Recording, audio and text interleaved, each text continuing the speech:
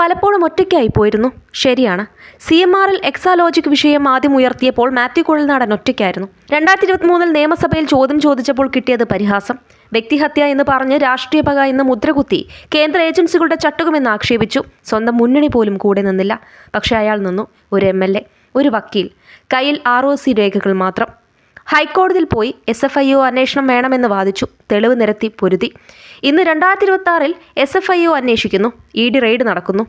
1.72 കോടിയുടെ സേവനം എന്താണെന്ന് കേരളം മുഴുവൻ ചോദിക്കുന്നു. അന്ന് പരിഹസിച്ചവർ ഇന്ന് മൗനം. ഒറ്റയ്ക്ക് എന്ന് കളിയാക്കിയവർ ഇന്ന് കോടതിയിൽ മറുപടി പറയുന്നു. ഇതാണ് ജനാധിപത്യം. ഭരണകക്ഷിയായാലും പ്രതിപക്ഷമായാലും ചോദ്യം ചോദിക്കാൻ ഒരാൾ വേണം. നിങ്ങൾ എന്തു ചെയ്താലും ആരും ചോദിക്കില്ല എന്ന അഹങ്കാരം പൊളിക്കാൻ ഒരുത്തൻ വേണം. മാത്യു കുഴൽനാടൻ ആ ഒരുത്തനായി. പാർട്ടി നോക്കിയില്ല, പദവി നോക്കിയില്ല, ഭീഷണി നോക്കിയില്ല.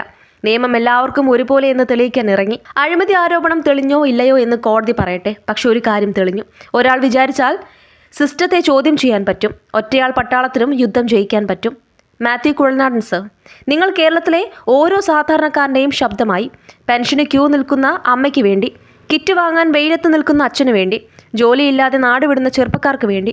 പലപ്പോഴും ഒറ്റയ്ക്കായി പോയിരുന്നു എന്ന് നിങ്ങൾ പറഞ്ഞു. ഇല്ല സാർ, നിങ്ങൾ ഒറ്റയ്ക്കല്ല. സത്യത്തിനൊപ്പം നിൽക്കുന്ന ഓരോ മലയാളിയും നിങ്ങളുടെ കൂടെയുണ്ട്.